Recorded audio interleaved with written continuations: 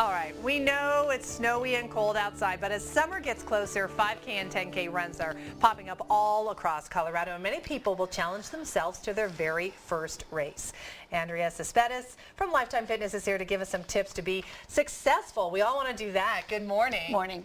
Of course, lots of people take up running once they move here because there's so many great run clubs and there's just so many great races. Let's talk about, for someone who maybe is not used to running, what do they need to do if they're saying, I would like to do a 5K maybe? What should they start thinking about doing now? Just do it? Is that what he said? Yeah. He said just do it. Yeah. Well, actually, I agree. You can pretty much anybody, as long as you don't have underlying health issues, can prepare to do a 10K in 10 to 12 weeks. And if you already have some kind of level of fitness, you probably need less time. Do you have to have a certain equipment, to train, or can you just go out and run? You know, running is really low key, and that's one of the great things about it. But I would really recommend, first things first, is a good pair of shoes. Okay, so you want to go purchase a proper pair, and are there different types depending on your Absolutely. level? People have different kind of strides or stances in their feet, so the best thing to do is to go to a running store that will do a gait analysis for you, and most of the local stores in town will do that, and they'll watch you run on a treadmill, and they'll tell you what kind of shoes are going to be best for you. Didn't even know that was the case. Okay, so how do you train? Do you focus on distance? Do you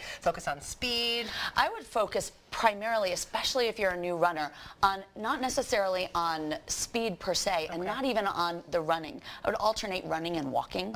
Because at this point, if you just try and go out and run 3 miles, you're going to overstress your body, and the first time you train, you're going to be like, forget it, I'm not going to do this. Yeah, you'll be discouraged, Exactly. right? So maybe in the first couple weeks, you just go 10 minutes at a time, alternating a walk and a run for about a minute at a time. And then as the weeks pass, you add maybe 5 minutes to each run. You will get stronger the more you do. What about treadmills? Is that a good place? Treadmills can be good, especially on a day like today. It still gives you an opportunity to run. However, you do want to spend at least a few runs outside if your 5K is outside, because there's micro changes in the terrain, difference in kind of the cushiness, as treadmill tends to be a little bit softer on your body, and if you're going to run on concrete or asphalt, you want to get that experience. What about nutrition? Because obviously what we put in our bodies are so important as far as what we're burning and to give us that energy as well. Definitely, and as I always say, kind of if you put junk in, you're going to get junk out.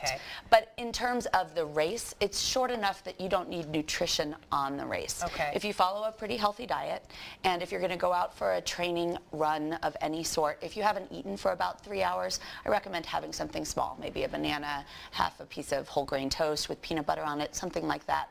But in general, you don't really need specific food for race day or even training.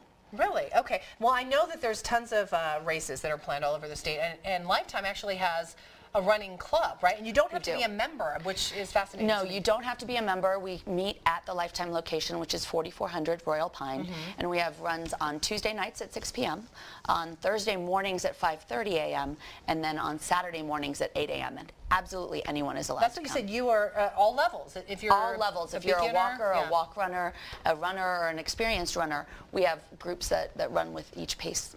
Interesting. You have a website you want people to check out if they're interested. It's lifetimerun.com, and there you will find out not only how to join Lifetime Run, and you get a membership card and a decal and discounts, but also you will find information about training plans that we do. And we do 5K training plans, half marathon training plans, ascent training plans if you're a little more ambitious than the 5K. Help you get be a little more successful in your endeavors, right? Andrea, thanks so much. You're welcome. And happy running. Today might not be the best day, but Justin, warmer weather's ahead, right?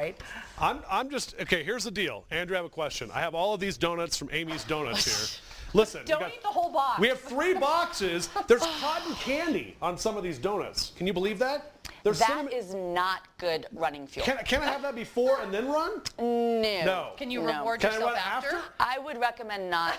In 30 minutes, 45 minutes takes you to run a 5K. It's not even going to burn off one of those blue things. There's a Cinnamon Toast Crunch donut that I'm so stoked about. I think this one's peanut butter and jelly. There's some marshmallow things. Oh my goodness. They have the most unique donuts. I have to give them Chin, Amy, thank you so much for sending over the Amy's Donuts, man. I'll tell you, it's definitely something that I've got to look into. I'm going to the gym for like 2 hours today, so that's what's going to happen.